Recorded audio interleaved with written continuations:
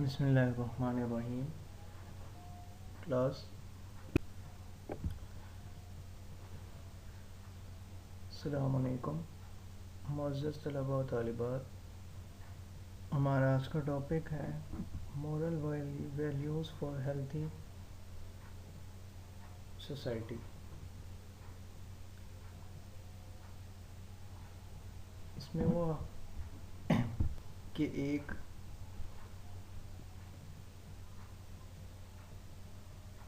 ایسا معاشرہ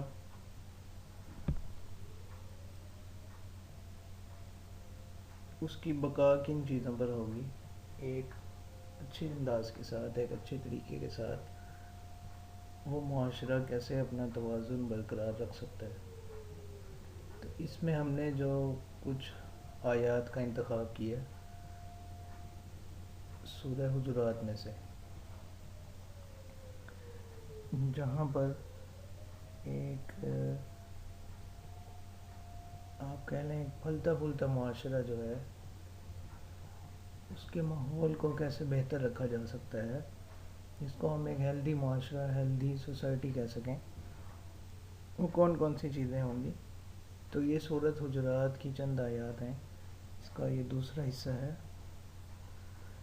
اس میں کچھ چیزیں بیان کی گئی ہیں، تو انہی کو جو ہے ہم یہاں پر لے کر چلیں گے. سورۃ حجرات آیت نمبر 11.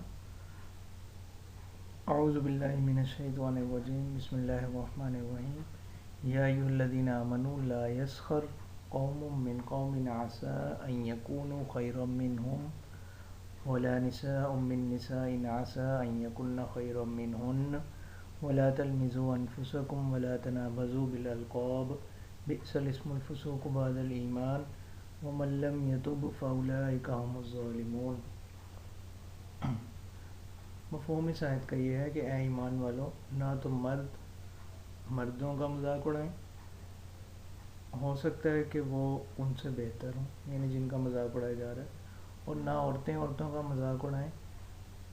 ممکن ہے کہ جن عورتوں کا مذاق اڑایا جا رہا ہے وہ ان سے بہتر ہوں جو عورتیں مذاق اڑا رہی ہیں. اور نہ اپنی جانوں کو عیب لگاؤ، اور نہ ایک دوسرے کو برے القابات سے یاد کرو، اور ایمان لانے کے بعد گناہ کا کام کرنا یہ بری بات ہے. اور جو شخص اب بھی توبہ نہ کریں تو یہ لوگ ظلم کرنے والے ہیں. تو یہ ہے اس آیت نمبر 11. تو اس میں معاشرت سے متعلق چند احکامات بیان کیے گئے ہیں. معاشرت جو کہ جیسا کہ آپ نے پہلے بھی جان لیا اسلام کا ایک اہم شعبہ ہے، اسی کے حوالے سے چند باتیں اس آیت میں بیان کی گئی ہیں. اور یہ آیت جو ہے یہ چند نصیحتوں پر مشتمل ہے جو آگے آتی ہیں. ہاں جی، آیت میں پہلی نصیحت تھی لا یسخر، کہ لوگ ایک دوسرے کا مذاق نہ اڑائیں. پھر اس میں دو باتیں مزید بیان کی گئی ہیں کہ مردوں کا مذاق نہ اڑائیں اور عورتیں عورتوں کا مذاق نہ اڑائیں. تو اس میں پہلی بات تو آپ یہ یاد رکھیں کہ اکثر ایسا ہوتا ہے. تو یہ اکثر کے اعتبار سے بات کی گئی ہے کہ مردوں کا جو اٹھنا بیٹھنا ملنا جلنا ہوتا ہے وہ مردوں کے ساتھ ہی ہوتا ہے، اور عورتوں کا جو ملنا جلنا ہوتا ہے اٹھنا بیٹھنا ہوتا ہے وہ عورتوں کے ساتھ ہی ہوتا ہے. تو یہ اکثر کے اعتبار سے کہا گیا ہے. اس کا یہ مطلب نہیں ہے کہ مرد عورتوں کا یا عورتیں مردوں کا کیا کر سکتی ہیں، مذاق اڑا سکتی ہیں. تو مذاق اڑانا اس کے لیے عربی میں سخریہ کا لفظ بولا جاتا ہے. یہ کہتے ہیں مذاق اڑانا، اس کی تعریف یہ ہے کہ کسی شخص کی توہین کے لیے کوئی ایسا لفظ یا ایسا جملہ یا اس کی کوئی ایسی برائی ذکر کرنا جس سے دوسرے لوگ ہنسنے لگ جائیں. اس کو سخریہ بھی کہتے ہیں، اور استہزاء بھی اسی کے لیے بولا جاتا ہے. یہ تو اس کی تعریف ہوگی کہ کسی کے ایسے عیب کو ذکر کرنا جس کو سن کر دوسرے لوگ ہنسنا شروع کر دیں. اور یہ زبان کے ساتھ صرف خاص نہیں ہے، زبان سے بھی ہو سکتا ہے، اشاروں سے بھی ہو سکتا ہے، یا کسی میں کوئی ایسا عیب ہے، مثلاً کوئی اندھا ہے، اس کے سامنے اندھا بن کے دکھانا، یا اسی طرح اگر کسی کو کوئی معذوری ہے، کوئی چل نہیں سکتا یا وہ سہارا لے کر چلتا ہے تو اس کے سامنے اس طرح سے چلنا، تو یہ سب چیزیں اس میں سخریہ کے ہی مفہوم میں داخل ہیں۔ جب یہاں سوال یہ پیدا ہوتا ہے کہ سخریہ سے اللہ تعالیٰ منع کیوں فرمان ہے، اس کی علت بھی اسی آیت میں بتلا دی گئی کہ ممکن ہے جن کا مذاق اڑایا جا رہا وہ ان سے بہتر ہوں جو مذاق اڑا رہے ہیں۔ کیوں؟ کیونکہ ہم دنیا میں رہتے ہیں، یہاں پر کسی پر بھی جو حکم لگایا جاتا ہے وہ ظاہر کے اعتبار سے لگتا ہے کہ یہ اچھا ہے برا ہے، باقی دلوں کے جو احوال ہیں یہ صرف اللہ تعالیٰ کو ہی معلوم ہے۔ ممکن ہے کہ جس کا ہم مذاق اڑا رہے ہیں اللہ تعالیٰ کے یہاں اس کا درجہ ہم سے بلند ہو، تو اس وجہ سے اس سے منع کیا گیا کہ جس کا تم مذاق اڑا رہے ہو اس طرح سے کسی کا مذاق نہ اڑاؤ، ممکن ہے کہ اللہ کے یہاں اس کا درجہ بہت بلند ہو۔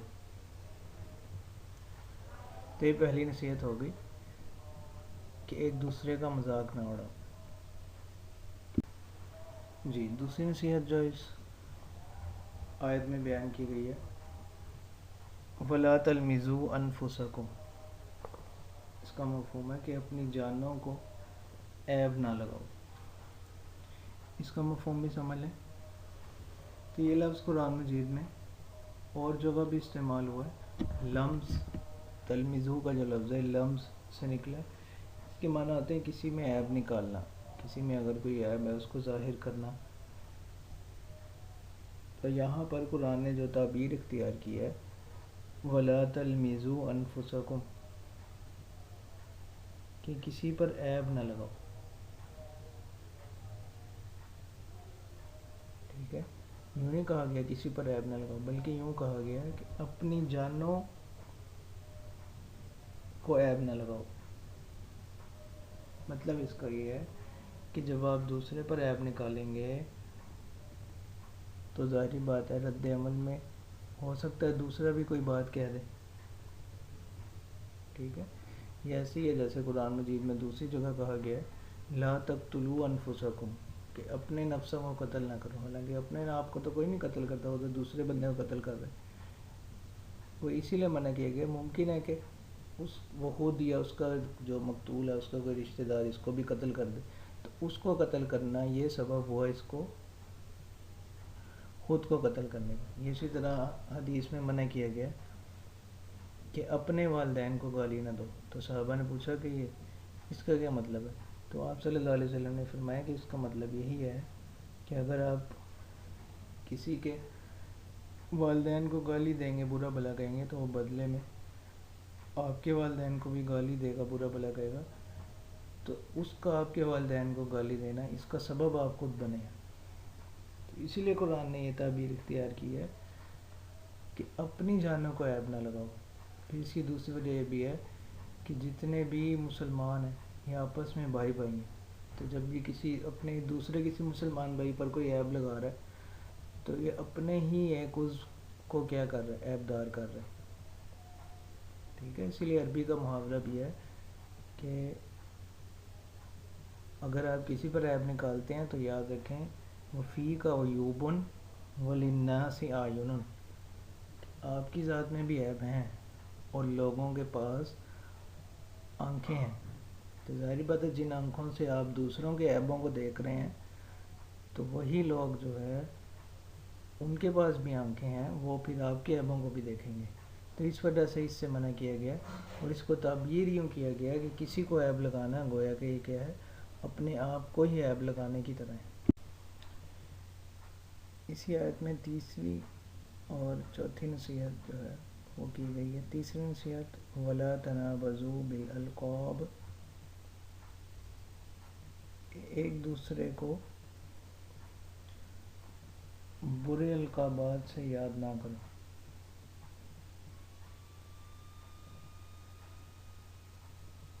اس سے مراد برے لقب کو یہاں سمجھ لیں.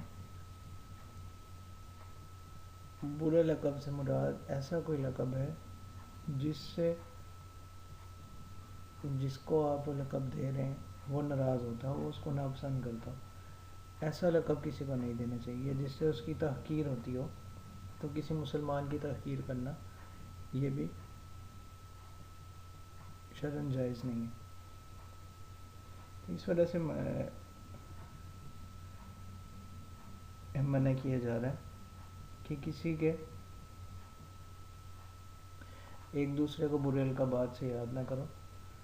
اور بعض روایات میں یہ بات آتی بھی ہے کہ مثلا عہد صحابہ میں یہ ہوتا تھا کہ ایک شخص کے 2-3 نام ہوتے تھے, اور بعض نام کوئی ایسے ہوتے تھے جس کو وہ اپنے لیے ناپسند کرتے تھے, تو دوسرے لوگ اس کو اسی نام سے جب پکارتے تھے تو صحابہ نے پوچھا پھر اس کا کیا ہوگا, اور اس نام سے وہ اگلا بندہ ناراض ہوتا ہے, تو پھر اس پر یہ آیت نازل ہوئی.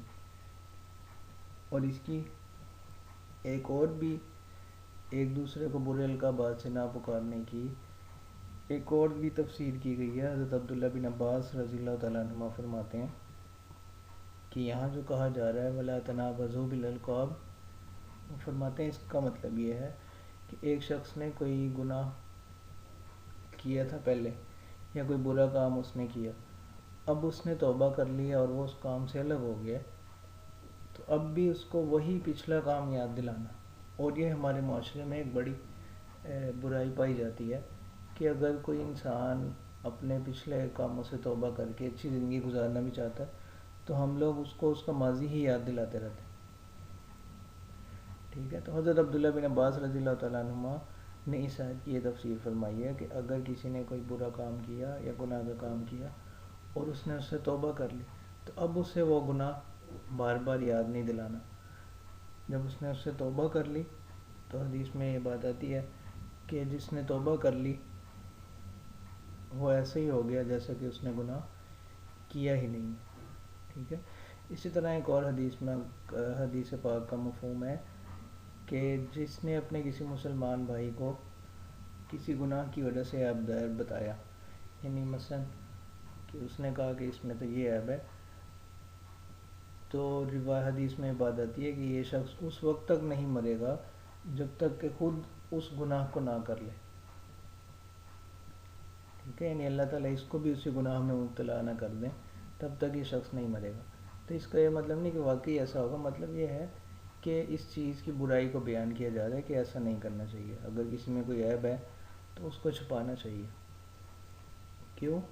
کیونکہ ہم پیچھے ہم نے یہ پڑھ لیا کہ ہر انسان کے اندر بہت سے عیوب ہیں اور لوگوں کے پاس آنکھیں ہیں, اور حدیث میں اس بات کی بڑی فضیلت ہے کہ اگر کسی نے کسی کے اندر کوئی برائی کی بات دیکھی تو اس نے اس کو چھپا لیا تو اللہ تعالیٰ قیامت کے دن اس کے جو برے اعمال ہوں گے ان کو کیا کر لیں گے, چھپا لیں گے. ٹھیک ہے, تو کسی کو تحقیر دلانے کے لیے, کسی کو حقارت دلانے کے لیے اس کے برے القاب کا استعمال اس سے اس آیت میں کیا کیا جا رہا ہے, منع کیا جا رہا ہے.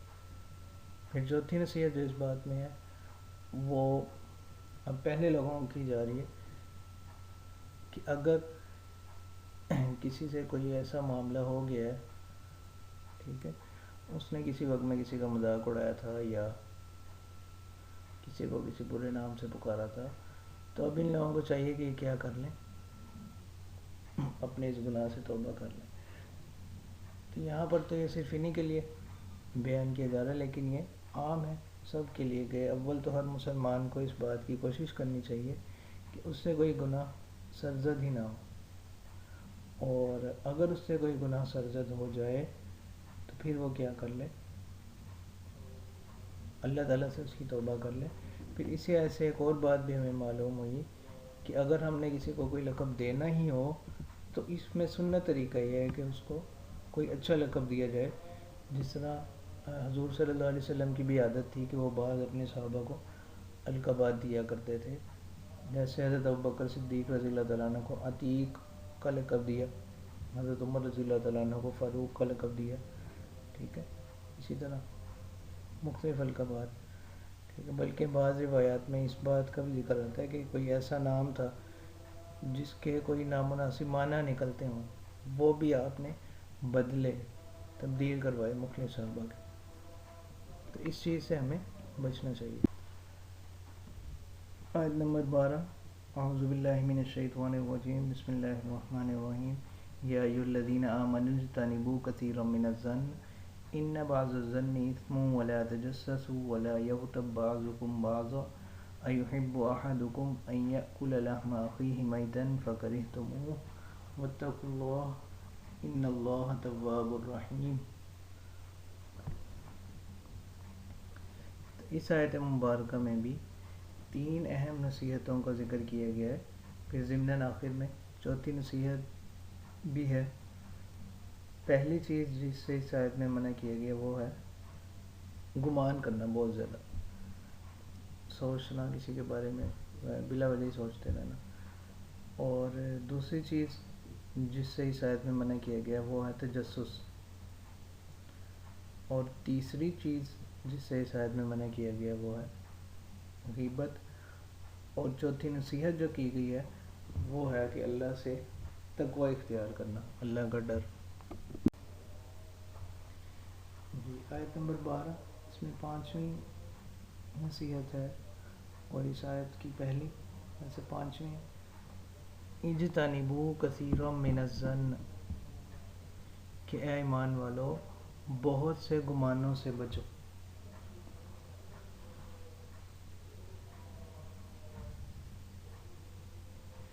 اچھا، اس کا مطلب یہ ہے، گمان کا مطلب یہ ہوتا ہے کہ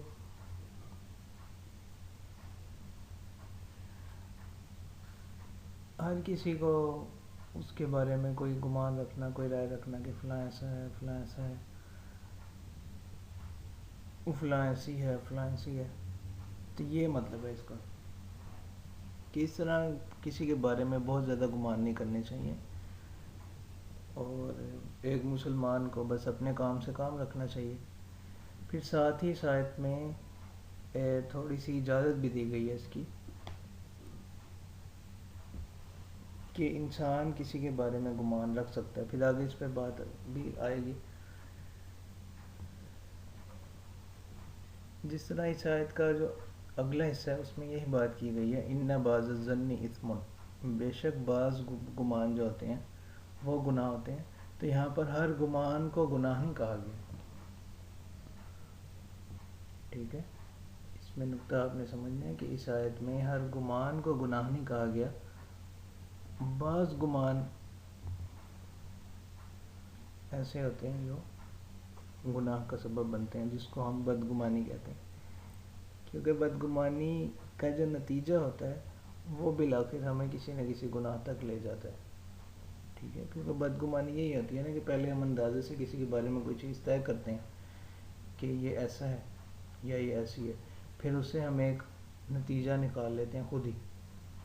تو یہ ہوتی ہے بدگمانی، جس سے آگے جا کر تہمتیں پیدا ہوتی ہیں، غیبت پیدا ہوتی ہے اس کے نتیجے میں.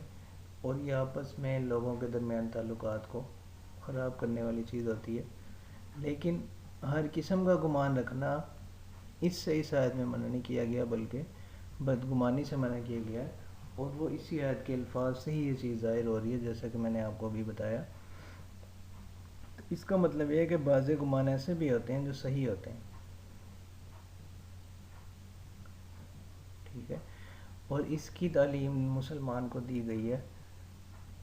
جس طرح حدیث میں بھی یہ بات آتی ہے، ظن المؤمنین خیرا، کہ مومنین کے بارے میں اچھا گمان رکھو. ٹھیک ہے، اسی طرح اللہ تعالیٰ کے بارے میں بھی آتا ہے کہ اللہ تعالیٰ سے ہمیشہ کیا رکھو، اچھا گمان رکھو. یعنی اگر ہم کوئی اچھا کام کرتے ہیں تو اللہ تعالیٰ اس کا بدلہ ہمیں ہمارے عمل سے کئی گنا بڑھا کر دیں گے. تو اللہ تعالیٰ سے بھی اچھا گمان رکھنا چاہیے. جس طرح حدیث قدسی میں بھی، حدیث قدسی کا مفہوم ہے کہ اللہ تعالیٰ فرماتے ہیں کہ میں بندے کے ساتھ اس کے گمان کے مطابق معاملہ کرتا ہوں. انا عند ظن عبدی بھی، کہ میں بندے کے ساتھ اس کے گمان کے مطابق معاملہ کرتا ہوں. تو خلاصہ ہے کہ 5 نصیحت اس آیت میں بیان کی گئی ہے کہ بہت زیادہ گمان نہیں کرنے چاہیے جس سے کوئی بدگمانی پیدا ہو جائے. کیونکہ بدگمانی جو ہے وہ نتیجتاً کسی نہ کسی تہمت یا غیبت تک لے جاتی ہے۔ تو عام طور پر مومنین کے بارے میں ہمیں اپنے مسلمان بہن بھائیوں کے بارے میں اچھا گمان رکھنا چاہیے، اور ویسے بھی یہ بات کہی جاتی ہے کہ اچھا گمان کسی کے بارے میں رکھنے کے لیے کسی دلیل کی ضرورت نہیں آتی۔ اس کے مقابلے میں بدگمانی جو ہے یہ کس کی محتاج ہے؟ دلیل کی محتاج آتی ہے، کیونکہ شریعت کا سادہ سا اصول ہے کہ اصل ہر چیز کے اندر کیا ہے؟ اباحت۔ یا اسی کو آپ یہاں امپلائی کریں گے، اگر اس کو یہاں اپلائی کریں تو اس کا سادہ سا مفہوم یہ ہے کہ ہر چیز کے اندر اصل یہ ہے ہر انسان میں کہ وہ کیا ہے؟ برائیوں سے پاک ہے۔ تو جب آپ نے کسی کے اندر کوئی برائی ثابت کرنی ہے تو اس کے لیے آپ کو کیا لانی پڑے گی؟ کوئی نہ کوئی دلیل دینی پڑے گی۔ تو بہتر یہ ہے کہ ہم ہر کسی کے بارے میں اچھا گمان رکھیں۔ جی، آیت نمبر 12 کا ہی حصہ ہے، اور اس آیت کی دوسری اور ویسے چھٹی نصیحت وَلَا تَجَسَّسُوا، کہ اللہ تعالیٰ ایمان والا سے فرما رہے ہیں کہ تم تجسس نہ کیا کرو، تجسس میں نہ پڑا کرو۔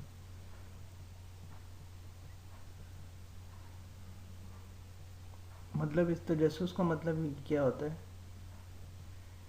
کہ ہم ہر وقت کسی نہ کسی تلاش یا جستجو میں رہیں کہ یہ جو فلاں شخص ہے، یہ جو فلاں لڑکی ہے، فلاں لڑکا ہے،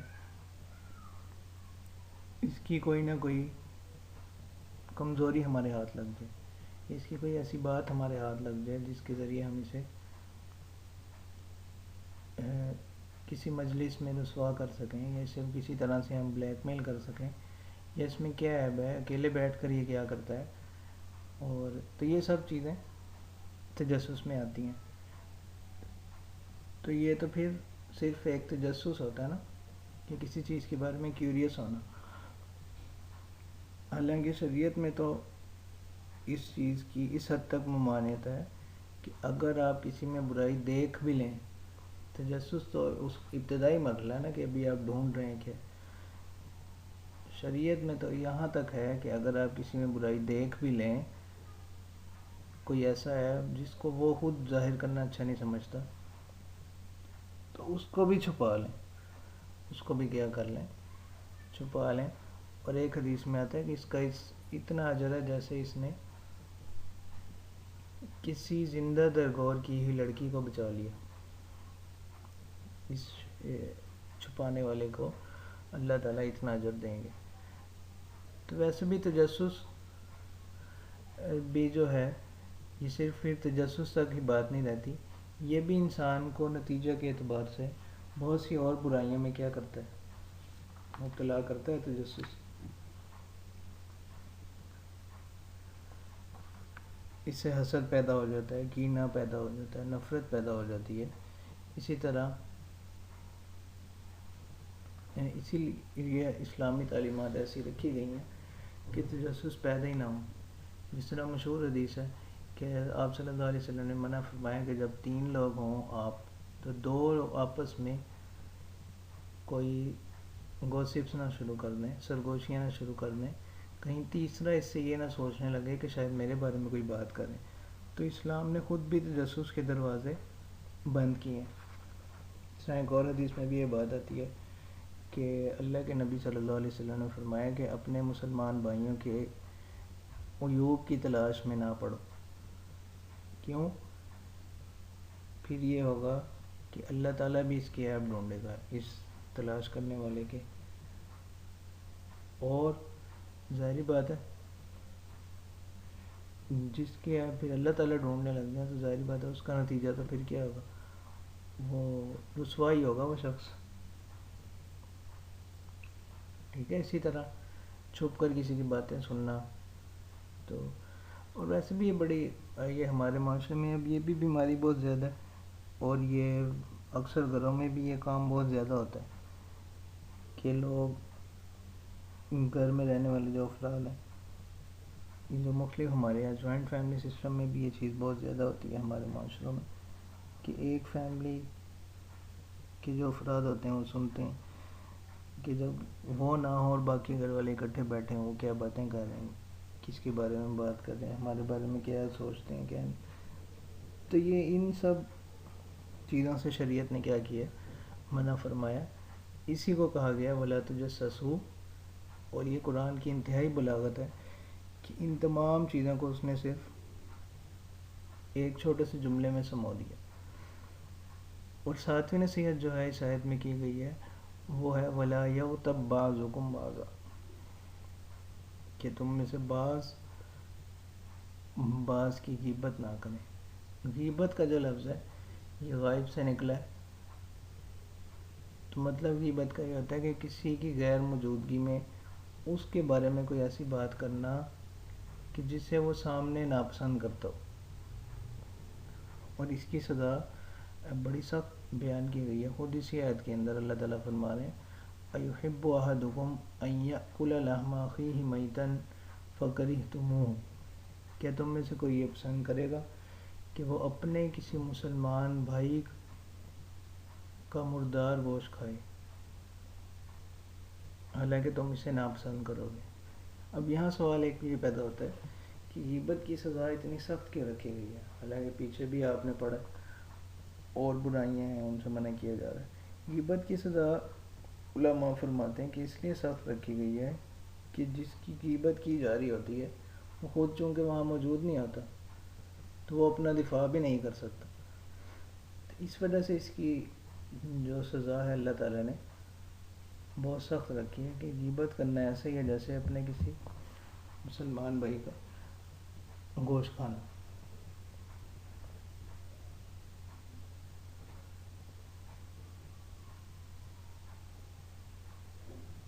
اور وہ عام طور پہ چونکہ موجود بھی نہیں ہوتا تو وہ اپنا دفاع نہیں کر سکتا۔ اور حدیث میں یہ معراج شریف سے متعلق روایت ہے، اس میں آتا ہے کہ اللہ کے رسول صلی اللہ علیہ وسلم نے فرمایا کہ میں نے ایک ایسی قوم دیکھی جن کے ناخن تانبے کے تھے اور وہ ناخنوں سے اپنے چہروں اور بدن کا گوشت نوچ رہے تھے، تو میں نے حضرت جبرائیل علیہ السلام سے پوچھا یہ کون لوگ ہیں، تو انہوں نے فرمایا یہ وہ لوگ ہیں جو اپنے مسلمان بھائیوں کی غیبت کیا کرتے تھے۔ تو یہ اتنی سخت جو ہے اس کا جو ہے گناہ ہے۔ اسی طرح ایک اور حدیث مبارکہ کا مفہوم بھی ہے کہ آپ صلی اللہ علیہ وسلم نے فرمایا کہ غیبت جو ہے یہ کیا ہے، زنا سے بھی زیادہ سخت گناہ ہے۔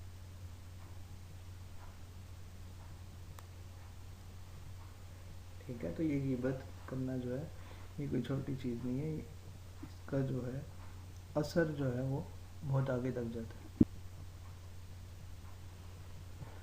آیت نمبر 13 اعوذ باللہ من الشیطان الرجیم بسم اللہ الرحمن الرحیم یا ایھا الناس انا خلقناکم من ذکر و انثی وجعلناکم شعوبا وقبائل لتعارفوا ان اکرمکم عند اللہ اتقاکم ان اللہ علیم خبیر۔ اس آیت کا مفہوم یہ ہے کہ اے لوگو، ہم نے تم کو بنایا ایک مرد اور ایک عورت سے، اور بنائی تمہاری ذاتیں اور قبیلے تاکہ تم ایک دوسرے کو پہچان سکو، اور اللہ کے ہاں معزز تم میں سے وہ ہے جو زیادہ پرہیزگار ہے، بے شک اللہ تعالیٰ جاننے والے باخبر ہے۔ تو اس آیت میں ایک بڑی جامع تعلیم دی گئی ہے انسانی مساوات کی، جس طرح آپ نے مشہور آپ صلی اللہ علیہ وسلم کا خطبہ حجۃ الوداع آپ نے پڑھا ہوا ہے، اس میں بھی آپ صلی اللہ علیہ وسلم نے یہی فرمایا کہ کسی گورے کو کسی کالے پر، کسی کالے کو کسی گورے پر، عربی کو اجمی پر، اجمی کو عربی پر، اسی طرح سرخ کو سیاہ پر، سیاہ کو سرخ پر کوئی فضیلت حاصل نہیں۔ فضیلت کا معیار صرف کیا ہے، صرف اور صرف تقوی ہے۔ تو اس آیت میں بھی اسی چیز کو بیان کیا جا رہا ہے کہ یہ جو ہم نے تمہارے خاندان اور قبیلے بنائے ہیں، ان کا مقصد یہ نہیں ہے کہ تم اس کی بنیاد پر کیا کرنا شروع کر دو، اپنے خاندان پر، اپنے افراد پر یا نسب پر یا مال و دولت پر فخر کرنا شروع کر دو، بلکہ اصل میں جو ہے یہ کیوں بنائے گئے ہیں تاکہ تم ایک دوسرے کو پہچان سکو، تاکہ معاشرے کی بقا اس سے چل سکے، رشتے اس سے آگے چلیں۔ یہ صرف اس کا مقصد ہے۔ اس کا مقصد یہ نہیں ہے کہ تم ایک دوسرے پر اس کے ذریعے سے کیا کرنے لگ جاؤ، فخر کرنے لگ جاؤ، پھر یہی فخر جو ہے آگے جا کر یہ کس کا سبب بنتا ہے، نفرت اور دشمنی کا سبب بنتا ہے۔ تو یہ چند نصیحتیں ہیں ان 3 آیات میں جو کی گئی ہیں جو ایک مثبت معاشرے کی بقا کے لیے بہت ضروری ہیں، جن سے ایک معاشرہ جو ہے یہ ایک بہتری کے ساتھ، اگر ہم ان سے بچیں تو ایک معاشرہ بہتری کے ساتھ اپنی راہ پر استوار رہ سکتا ہے۔ تو یہ ان کو آپ اچھی طرح سمجھ لیں۔ وما علینا الا البلاغ۔ السلام علیکم۔